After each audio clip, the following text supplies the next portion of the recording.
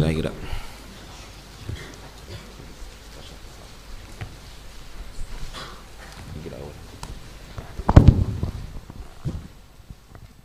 Bismillahirrahmanirrahim. Wadhkur ya Muhammad idh qala rabbuka lil malaikati inni ja'ilun fil ardi khalifah yakhlufuni fi tanfidhi ahkami fiha wa huwa Adam.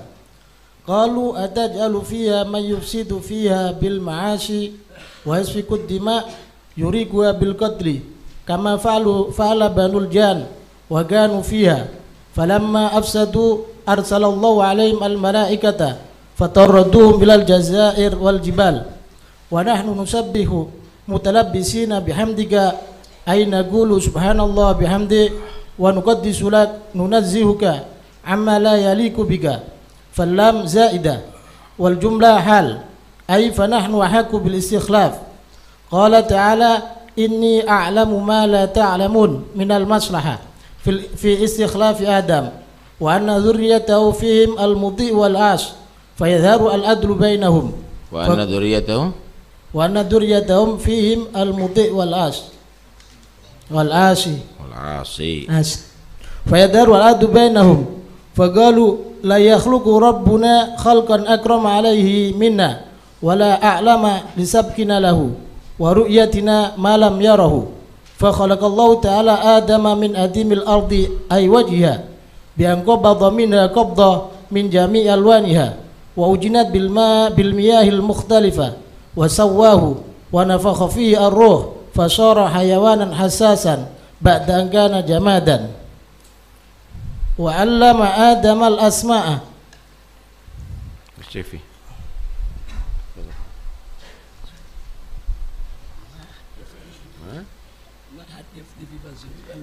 لا مستفيدين فيدنا.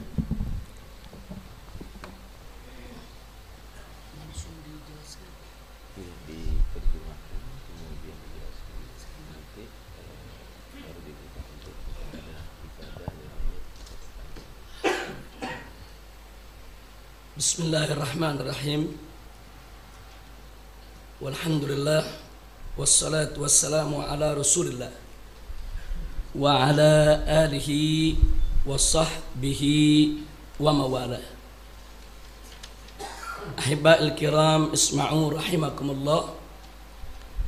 Qala radiyallahu ta'ala anhu wa anna jami'an. Amin. Udhkur ya Muhammad. Jadi dalam ayat yang baru saja dibacakan tadi, di mana Allah Subhanahu wa taala berfirman, Allah Subhanahu wa taala qal fi kitabihil aziz, a'udzu billahi minasyaitonir rajim, bismillahirrahmanirrahim. Wa idz qala rabbuka lil malaikati inni ja'ilun fil ardi khalifah. Qalu ataj'alu fiha ma yufsidu fiha wa yasfiku ad-dima' wa nahnu nusabbihu bihamdika wa nuqaddisu lak. Qala inni a'lamu ma la ta'lamu. Sadaqallahul aliyyul azim. Fa balagha an-nabiyul habibul karim wa nahnu ala dzalika minasy-syakirina asy-syakirin walhamdulillahi rabbil alamin.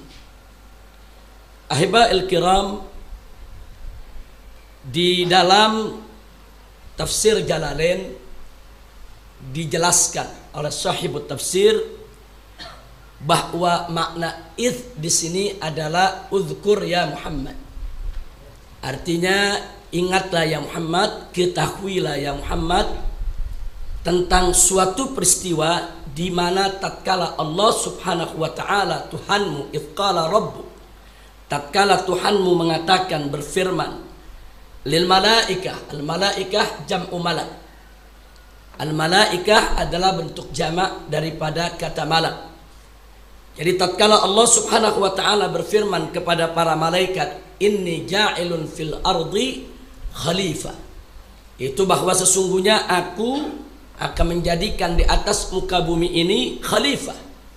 Nah, makna khalifah itu adalah yang diberikan amanat oleh Allah Subhanahu wa taala, diberikan beban, tugas, tanggung jawab li ta'mir yaitu untuk mengelola bumi sebagai ciptaan Allah Subhanahu wa taala dengan penuh amanat, yaitu dengan penuh ketaatan kepada Allah Subhanahu wa taala. Karenanya di sini dikatakan oleh al-Imam yaitu As-Suyuti wa sahibu yani fi tafsir al-Jalalain, yahlufuni fi tamthiki ahkami fiha wa huwa Adam. Artinya manusia ini dijadikan khalifah oleh Allah, diberikan beban tanggung jawab untuk apa? Tanfidz ahkamillahi subhanahu wa ta'ala alal ardh, untuk melaksanakan hukum-hukum Allah di atas muka bumi. Nah, yang dijadikan khalifah di sini tidak lain dan tidak bukan adalah Nabi Allah Adam alaihis salam. Nah, ada hal yang menarik. Begitu Allah Subhanahu wa taala menginformasikan, menyampaikan kepada para malaikatnya informasi penting ini, itu pengangkatan Nabi Allah Adam alaihi salam sebagai khalifahnya di atas muka bumi, para malaikat mengatakan qalu, mereka semua berkata, ataja'alu fiha may yufsidu fiha wa yusfikud dima. Jadi ya Rabb, wahai Allah, apakah engkau akan menjadikan di atas muka bumi itu seorang khalifah yang yufsidu fiha, yang suka melakukan kerusakan di atasnya, melakukan kerusakan bil ma'asi, yang suka melakukan kerusakan dengan aneka ragam kemaksiatan dan suka menumpahkan darah, suka saling membunuh satu sama lainnya. Nah, ini ada hal yang sangat menarik di sini, di mana kalau kita melihat tafsir-tafsir para mufassirin menyebutkan sebagaimana disebutkan di Jalalain, dari mana para malaikat tahu bahwa Adam dan keturunannya akan menumpahkan darah dan akan melakukan pengerusakan. Padahal Nabi Adam sendiri ketika itu baru akan Allah ciptakan dan dijadikan sebagai khalifah di atas muka bumi. Kok malaikat bisa sudah tahu kalau Adam dan keturunannya akan melakukan kerusakan di atas muka bumi ini? Apakah memang para malaikat ini diberikan oleh Allah ilmul ghaib untuk mengetahui sesuatu yang terjadi di masa yang akan datang? Atau ada hal lain yang membuat para malaikat tadi tahu? Nah, karena itu di dalam tafsir Jalalain di sini disebutkan para malaikat itu tahu kama fa'ala banul jan wa kanu fiha falamma afsadu arsalallahu alaihimul malaika fataraduhum ila jazair wal gibal. Jadi para malaikat itu tahu karena mengambil pelajaran jauh sebelum manusia diciptakan, makhluk yang bernama jin pernah diberikan tanggung jawab untuk hidup di atas muka bumi, tapi mereka melakukan kerusakan. Mereka saling serang satu sama lainnya, saling menjatuhkan sama satu lainnya. Begitu makhluk jin ini melakukan kerusakan di atas muka bumi ini, Allah mengirim para malaikatnya untuk mengusir mereka, sehingga akhirnya mereka itu hidup di gunung-gunung, di tepi-tepi pantai yang jauh di sana, sehingga mereka dicabut, yaitu untuk tidak lagi mengurus, yaitu amanat Allah Subhanahu wa taala untuk mengelola bumi. Ini tafsir yang disampaikan oleh Al-Jalalan, yaitu sahiban daripada tafsir Jalalain ini. Dan ini kebanyakan yang disampaikan juga oleh para ulama-ulama tafsir salafan wa khalafan. Saya berhenti dulu di sini sejenak.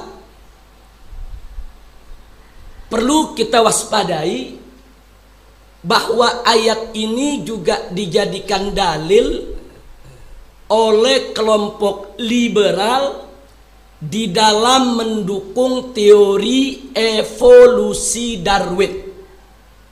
Ayat ini yang digunakan.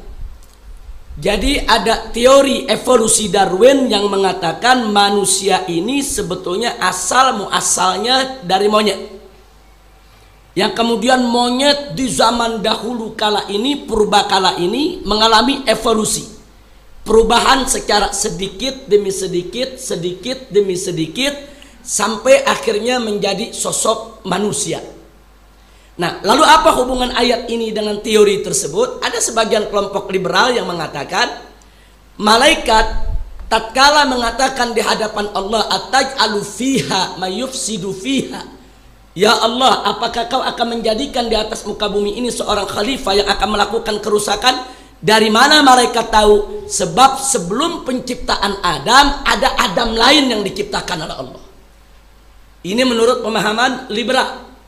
Jadi mereka katakan sebelum Nabi Adam, Abul Bashar, bapak kita semua, diciptakan oleh Allah, dulu di atas muka bumi sudah ada Adam yang lain yang juga punya keturunan. Artinya sudah ada manusia lain, ada Adam-Adam yang lain. Nah, Adam yang dulu itulah yang berasal dari monyet, bukan Adam yang terakhir. Jadi ini perlu kita waspadai pola-pola fikir semacam ini. Ini tafsir bil-ra'yi, bil-akli, tapi bukan bil-ra'yi sebagaimana yang pernah dilakukan oleh kaum Mu'tazilah. Ini lebih parah lagi. Mereka mencampur aduk antara logika dengan syahwat mereka. Bahkan ayat ini diputarbalikan hanya untuk mendukung keinginan mereka, yaitu di dalam menguatkan teori evolusi Darwin. Nah, karena itu perlu kita sampaikan, tidak ada satu ayat Al-Quran pun, tidak ada satu hadis Nabi pun yang menjadi dalil baik secara sharih ataupun ghair sharih yang menunjukkan sebelum Nabi Adam sudah ada makhluk yang bernama manusia. Tidak ada satu dalil pun. Bahkan di dalam Al-Quran maupun hadis Nabi kita Sayyiduna Muhammad Sallallahu Alaihi Wasallam menunjukkan bahwa Adam adalah Abul Bashar, bahwa Adam adalah manusia yang pertama. Dengan demikian teori evolusi Darwin bertentangan dengan ajaran Al-Quran dan As-Sunnah, dan tidak patut ada umat Islam yang mencoba mempertahankannya, apalagi dengan menyalahgunakan tafsir Al-Quranul Karim. Nah, kemudian mari kita lihat, ada lagi sebagian ahli tafsir mengatakan, kalau di sini disebutkan dalam tafsir Jalalain, kenapa malaikat mengatakan sedemikian rupa kepada Allah? Karena malaikat pernah melihat, menyaksikan langsung bagaimana makhluk yang bernama jin ketika diberikan tanggung jawab di atas muka bumi, mereka melakukan kerusakan. Jadi malaikat berasumsi bahwa manusia yang diciptakan oleh Allah ini kurang lebih tidak berbeda, yaitu dengan jin yang pernah diberikan tanggung jawab tersebut. Tapi ada dalam tafsir lain, ulama kita menyatakan bahwa kenapa para malaikat beranggapan manusia ini akan melakukan kerusakan, padahal manusianya sendiri baru mau diciptakan, baru mau diberikan tanggung jawab. Nah, dalam satu pendapat mengatakan dulu sebelum manusia itu diciptakan oleh Allah, diturunkan di atas muka bumi, Allah sudah terlebih dahulu menciptakan makhluk yang bernama haiwan. Lalu apa hubungan antara haiwan dengan manusia? Haiwan dengan manusia sama-sama diciptakan min tin, sama-sama diciptakan dari tanah. Nah, jadi di sini para malaikat berasumsi dulu ada makhluk bernama haiwan diciptakan dari tanah, sifatnya merusak. Ini ada makhluk baru, bahan bakunya sama-sama diciptakan dari tanah. Jadi asumsi malaikat, ya kurang lebih dia punya perilaku tidak beda, karena bahan bakunya sama. Kalau bahan bakunya sama, tabiatnya sama, karakternya sama. Nah, ini ada penafsiran yang seperti itu. Nah, jadi ada penafsiran kenapa para malaikat mengatakan sedemikian rupa di hadapan Allah Subhanahu wa Ta'ala, karena ada asumsi dengan ilmu para malaikat tadi bahwa manusia kurang lebih tidak jauh berbeda dengan hewan, karena dengan alasan bahan baku pembuatannya sama, yaitu tanah. Nah, tapi di sini kita lihat di sini bagaimana para malaikat juga mengatakan di hadapan Allah Subhanahu wa Ta'ala, wa nahnu nusabbihu bihamdika wa nuqaddisu lak. Jadi kenapa Allah Subhanahu wa Ta'ala harus menciptakan satu makhluk, baik itu diasumsikan sama dengan jin atau diasumsikan sama dengan hewan yang suka merusak, sementara para malaikat nahnu nusabbih bihamdika, sementara kami ya Rabb senantiasa bertasbih mensucikan engkau, memuji engkau, mengisi alam semesta ini dengan puja-puji untuk Allah Subhanahu wa Ta'ala, dan seterusnya dan seterusnya. Nah, kemudian apa jawaban Allah Subhanahu wa Ta'ala? Qala Allah Subhanahu wa Ta'ala, inni a'lamu ma la ta'lamu. Sesungguhnya aku ini mengetahui apa-apa yang kalian tidak mengetahui. Tentunya dalam ayat berikutnya nanti kita akan lihat bagaimana Allah Subhanahu wa Ta'ala memamerkan Adam di hadapan para malaikat setelah diberikan oleh Allah Subhanahu wa taala ilmu, diajarkan tentang asma, diajarkan tentang berbagai macam pengetahuan, berbagai macam nama yang para malaikat sendiri tidak pernah tahu itu. Kemudian Nabi Adam diperintahkan oleh Allah untuk menyampaikan di hadapan para malaikat tentang pengetahuannya, tentang ilmunya dan seterusnya, dan para malaikat yata'ajjabun. Jadi para malaikat betul-betul terkagum, ternyata makhluk yang satu ini berbeda dengan makhluk yang sebelumnya.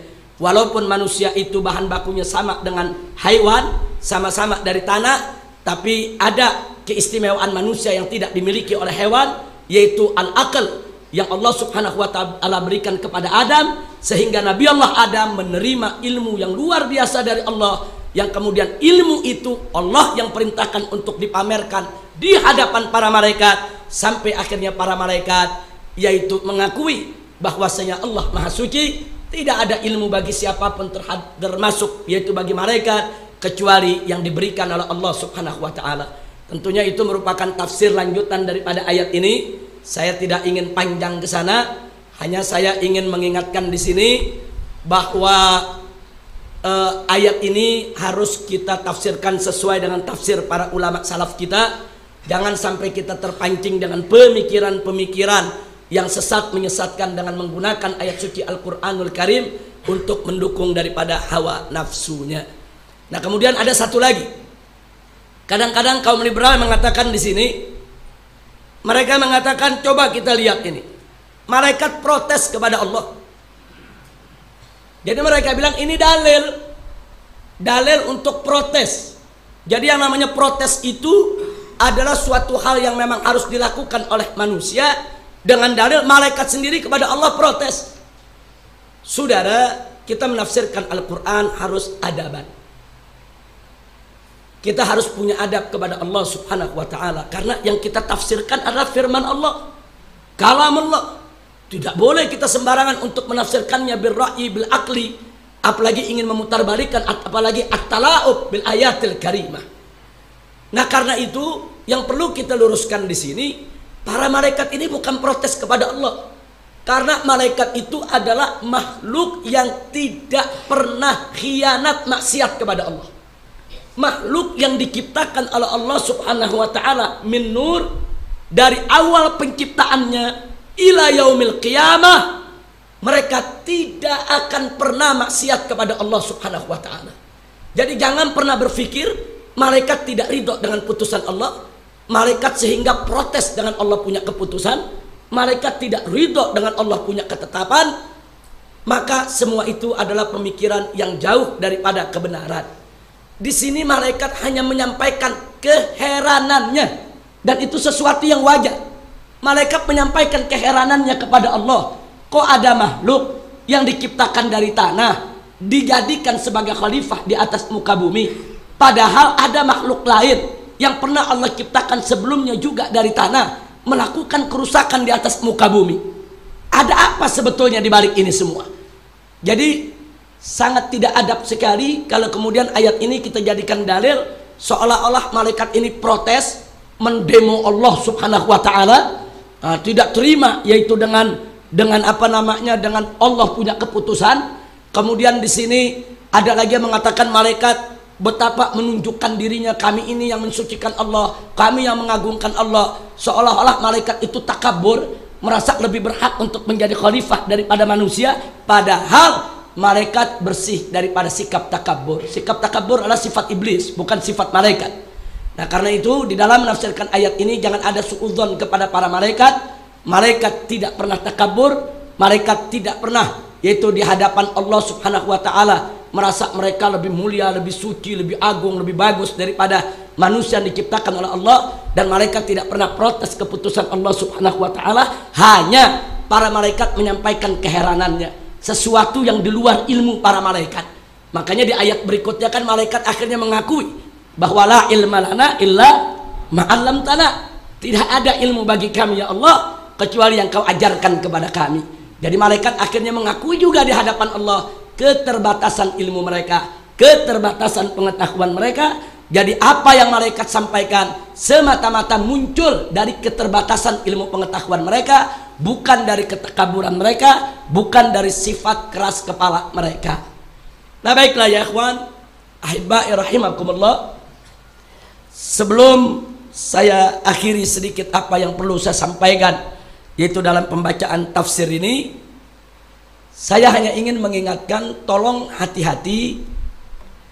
Di zaman sekarang ini ada satu metode baru yang dicoba untuk dipraktekkan terhadap tafsir Al-Quran, yaitu metode hermeneutika.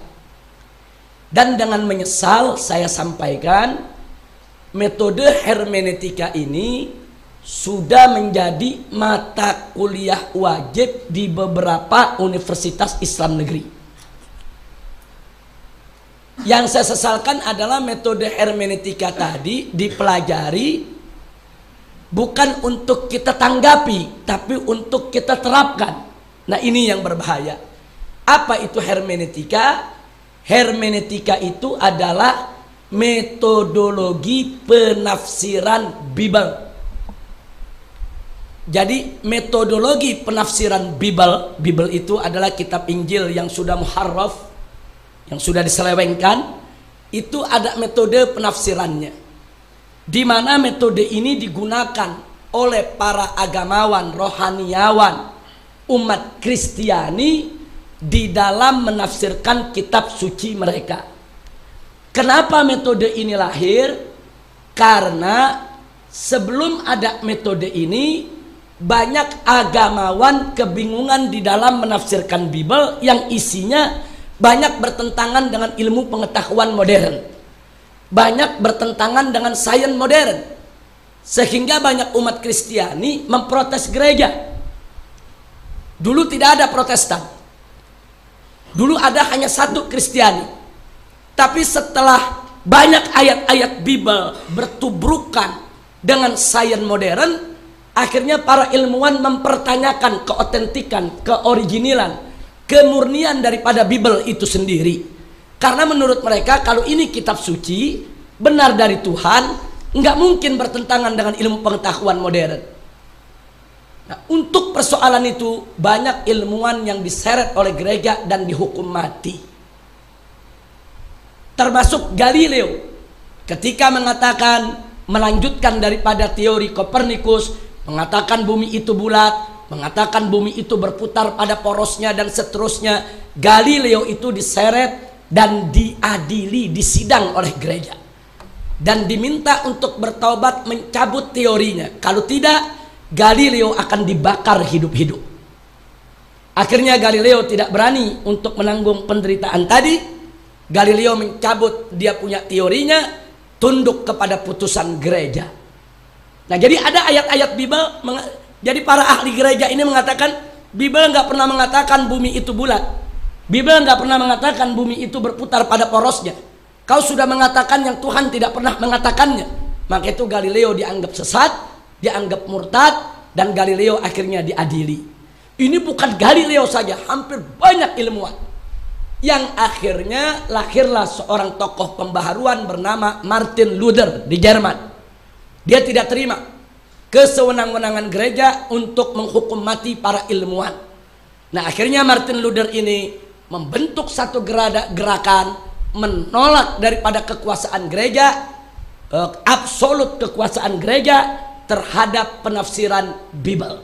Jadi mereka tetap berkeyakinan bahwa Tuhan tidak mungkin menurunkan kitab suci yang bertentangan dengan ilmu pengetahuan modern. Kalau di dalam Bible ada ayat bertentangan dengan ilmu pengetahuan modern, berarti ada yang gak beres dengan Bible. Bukan Tuhan yang salah, tapi pasti ada penyelewengan, pasti ada pemalsuan. Nah, dari sinilah lahir sekte Protestan. Disebut protes karena mereka mengajukan protes keras terhadap kekuasaan gereja. Nah, Protestan inilah yang akhirnya melahirkan metode hermeneutika. Artinya kalau ada ayat Injil yang bertentangan dengan sains modern, maka mereka berusaha untuk mentafsirkannya supaya tidak bertentangan dengan sains modern. Nah, ini disebut teori hermeneutika. Nah, di kemudian hari teori hermeneutika ini diadopsi oleh umat Islam. Jadi para ilmuwan Nasrani menantang, hei umat Islam, coba nih lihat kami. Kami ini pengikut Bible. Kami menganggap Bible kitab suci, tapi kami tidak fanatik. Walaupun Bible itu kitab suci, tetap kami periksa. Yang benar dari Tuhan kami nyatakan benar, yang tidak benar dari Tuhan kami nyatakan tidak benar. Jadi agama kami terbuka untuk kritik. Tapi kalian umat Islam mengatakan Al-Quran itu benar, kalian tidak mau lihat, kalian tidak mau periksa, kalian tidak mau teliti lagi. Ayo gunakan metode kami, kita teliti Al-Quran. Kalau Al-Quran itu benar dari Tuhan kalian, maka itu satu keuntungan buat kalian.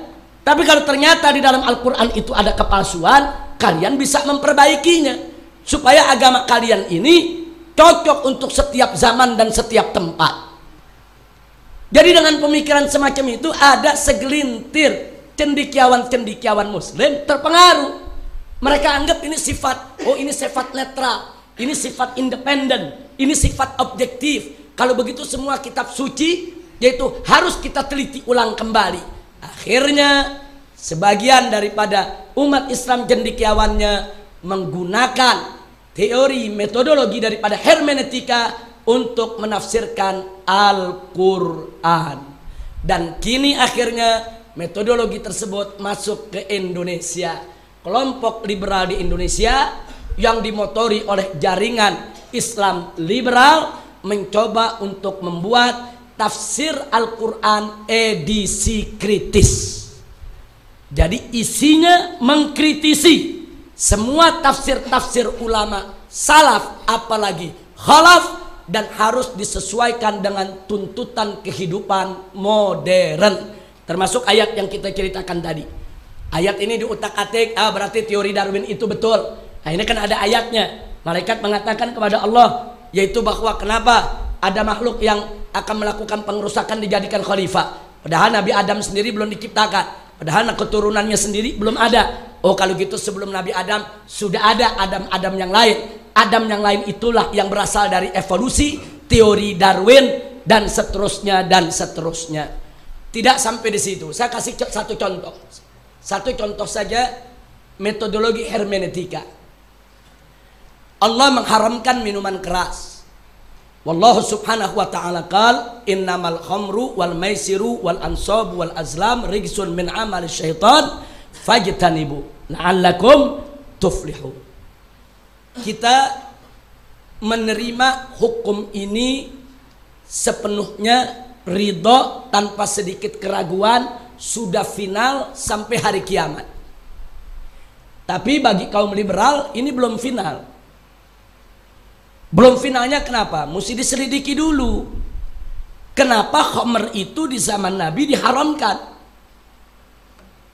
Mereka pakai logika mereka. Oh, karena ini kan diturunkannya di tengah bangsa Arab. Negeri Arab itu kan padang pasir. Padang pasir itu kan panas. Khamr itu juga panas. Dalam situasi tropis dengan cuaca panas, kalau orang meminum khamr, maka akan merusak kesehatannya. Dan itu nggak boleh terjadi. Pantas diharamkan oleh Allah. Lalu bagaimana kalau di daerah sejuk, daerah dingin? Bagaimana kalau daerah puncak, daerah pegunungan yang ternyata khamr itu bisa menghangatkan badan? Maka menurut mereka tidak masuk di akal kalau khamr itu harus diharamkan di tempat yang sejuk, di tempat yang dingin, karena mengingat adanya manfaat khamr. Nah, oleh karenanya dalam tafsir liberal, khamr itu hanya diharamkan di wilayah tropis cuaca yang panas. Tapi di tempat-tempat dingin, hukum itu tidak berlaku lagi. Itu satu. Enggak sampai di situ. Begitu juga tatkala mereka menafsirkan ayat-ayat Al-Quran yang berkaitan dengan poligami. Jadi lucunya ini kaum liberal terhadap seks bebas mendukung, terhadap poligami anti betul. Yang ingin saya sampaikan adalah apa dalam tafsir mereka katakan bahwa haramnya, nah di sini dibolehkannya poligami itu merupakan solusi sementara dari perkawinan jahiliyah poligami tanpa batas. Jadi sebelum ajaran Islam ini dibawa oleh Nabi, masyarakat jahiliyah punya konsep poligami tanpa batas.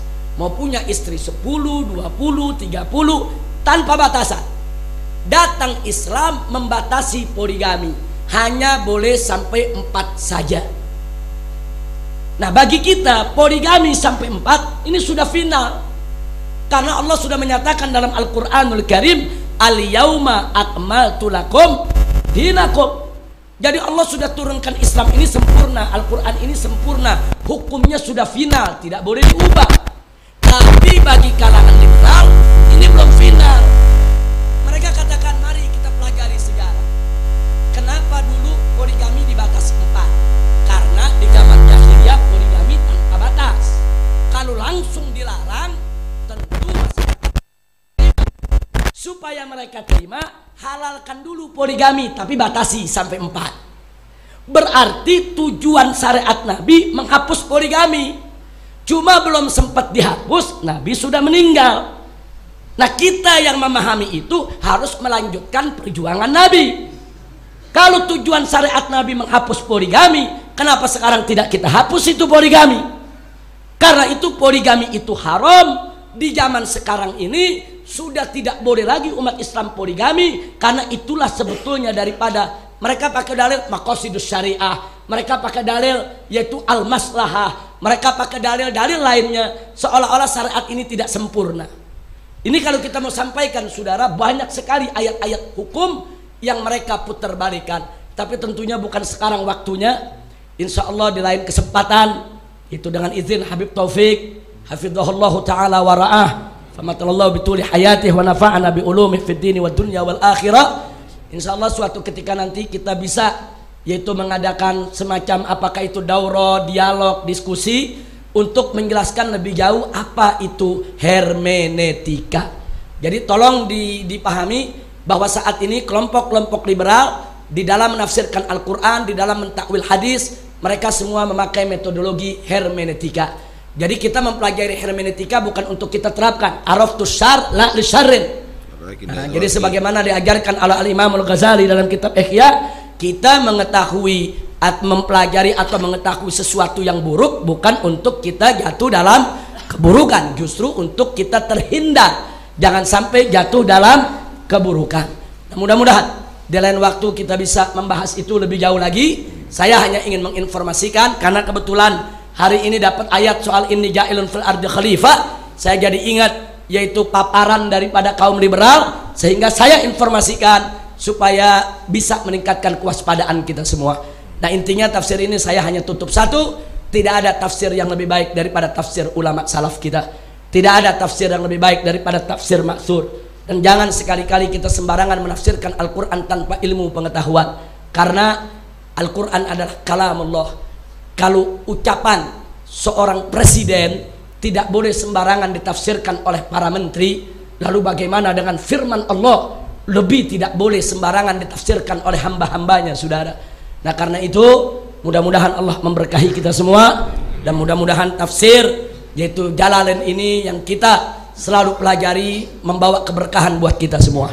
Amin. Nah, jadi sebagai penutup saya hanya katakan, kalau kita ini kaum salafiyah, ahlus sunnah wal jamaah, itu berpegang kepada tafsir Jalalain. Orang-orang liberal tafsirnya tafsir jalan lain. Nah, jadi kadang-kadang ngawur dia punya tafsirnya. Nah, itu saja. Jazakumullahu khairal jaza ala ihtimamikum. Inti daripada yang terangkan oleh Habib Rizik bahwa sebelum Nabi Adam tidak ada makhluk manusia. Tapi itu sebagaimana diterangkan, ada menyatakan banil jan, ada hewan, yang jelas bukan manusia.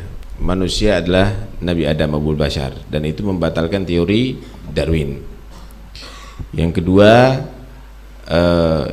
daripada keterangan ini bahwa tidak boleh mentafsiri kecuali sesuai dengan yang dari Nabi, karena yang paling mengetahui muradullah adalah Rasulullah SAW dan ulama-ulama yang tentunya mereka bukan hanya sekedar dipanggil seorang alim, ustadz atau pemimpin atau kiai, tetapi harus ulama-ulama yang mengetahui tentang tafsirul Quran dengan sebenar-benarnya. Jangan sampai menjadi orang yang kata Nabi, "Man fassara al-Quran bi ra'yihi falyatabawwa maq'adahu minan nar." Saya kira itu yang perlu kita camkan.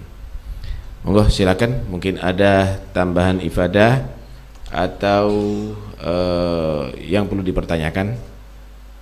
Silahkan, jangan keluar dari materi. Bertanya. Sedikit tambahan bahwa dalam Al-Quran itu yang disebut khalifah oleh Allah itu Nabi Adam, inni ja'ilun fil ardi khalifah, dan Nabi Allah Dawud, ya Dawud inna ja'alnaka khalifatan fil ard. Tetapi tidak menuntut untuk selain mereka menjadi khalifah ada di bumi. Sebagaimana Allah menyatakan wa ja'alnakum khalaifal ardi dalam Al-Quran. Allah menyatakan menjadi khalaifal ardi, jadi khalaif jadi khalifah.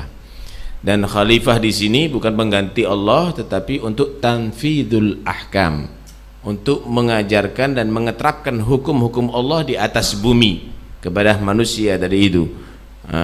Karena itu para malaikat sebetulnya tadi sudah diterangkan oleh Habib Rizik bukan protes, tapi malaikat heran kenapa Allah menciptakan lagi manusia kalau untuk memuji Allah udah dilakukan malaikat, untuk mentakdis Allah udah dilakukan oleh para malaikat. Karena malaikat itu bukan tidak dinyatakan mukallaf, itu malaikat tidak ada taklif kepada para malaikat, kan Allah menciptakan malaikat sudah memang menjadi makhluk yang taat, tidak mungkin maksiat, la ya'sunallah ma amarahum wa yaf'aluna ma yu'marun. Sehingga para malaikat kalau untuk takdis, untuk tasbih udah dilakukan, wa nahnu nusabbihu bihamdika wa nuqad disulak. Tapi Allah tidak menghendaki yang di bumi ini khalifah hanya mentakdis, hanya beribadah sebagaimana makhluk kepada Tuhannya aja, tapi harus ada tanfidul ahkam untuk melaksanakan hukum-hukum Allah yang ada di atas bumi. Karena itu mereka disebut khalifah. Mereka disebut khalifah.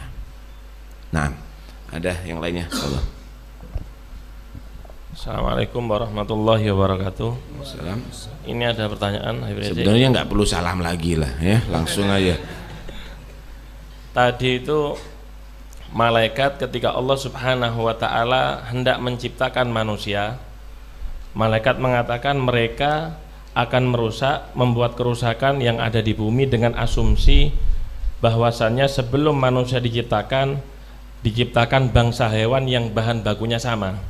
Nah, lantas kenapa kaum liberal tadi mengatakan bahwasannya hewan itu kok kera, kok bukan hewan-hewan yang lain kok harus kera yang hidup itu? Itu aja. Ya kan mereka itu. Ya mereka mengatakan kok kera saja. Termasuk memperkuat ini ya. Ya karena itu nggak diterima itu teorinya. Ini sebenarnya kalau dikatakan manusia itu karena dari evaluasi kera, jawaban yang paling pasti kenapa kera sekarang tidak ada yang pernah jadi manusia begitu. Kok kera dulu bisa jadi manusia begitu. Jadi sebenarnya ya nggak ada lah, karena itu bukan ilmiah, tentunya jahiliyah, tapi anehnya diajarkan dalam sekolahan-sekolahan kita. Ini yang sangat padahal seluruh agama nggak ada menyatakan dari kera manusia dari itu. Heran ini, di negara Pancasila bisa diadakan di teori itu diajarkan ada di sekolahan-sekolahan tadi itu. Sebenarnya harus ditentang, itu harus ditiadakan, tidak boleh diajarkan karena bertentangan dengan ajaran agama. Tanya agama Kristen, Katolik, semuanya juga menentang itu semuanya. Yahudi pun juga menentang, mereka menyatakan Abul Bashar adalah Adam alaihissalam. Repot, ya nggak pahaman apa maksudnya. Ada yang lainnya perlu ditanyakan, fadhal. Satu pertanyaan boleh kita buka, selebihnya enggak boleh. Fadhal.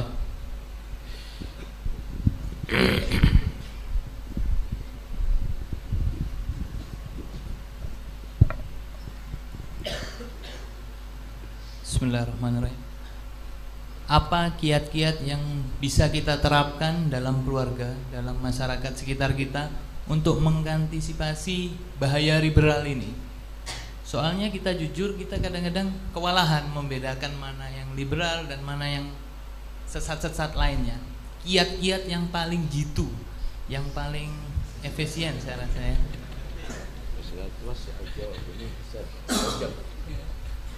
Ini kalau dijawab semuanya sama Habib Rizik bisa 2 jam ini.